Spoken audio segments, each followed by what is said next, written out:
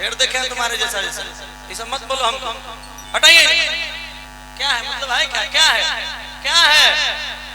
क्या है? हेलो उतरिए उतरिए उतरिए उतारिए, इनको उतारिए उतरिए। आप सिंगर है वो, चलिए नीचे चलिए। आप डांसर है वो, जाइए नीचे जाइए, हटाइए। पीए है तो अपने पी में अपने उसमें रहिए, नीचे से काम कीजिए।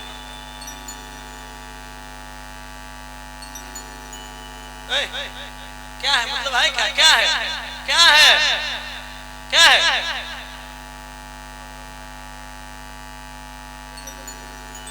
नहीं मतलब आप तमीज से बैठ के सुनिए। अरे कोई नहीं, आप कहीं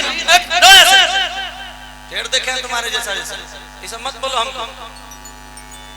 मुझे गजब आदमी है। क्या हुआ? क्या दिक्कत है भैया? क्या प्रॉब्लम है? सुनिए, सुना रहे हैं ना हम, आप सुनिए शांति से। हाँ? गजब वाले, इतने लोग नहीं है, कितने लोग सुन रहे हैं? एक आप ही हैं हीरो।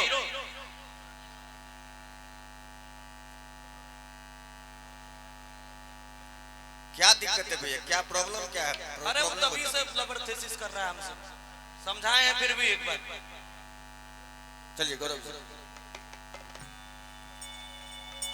अच्छा आइए, देखिए हर चीज का तरीका होता है। आइए तरीके से दीजिए, सब अच्छा लगेगा, है ना? आइए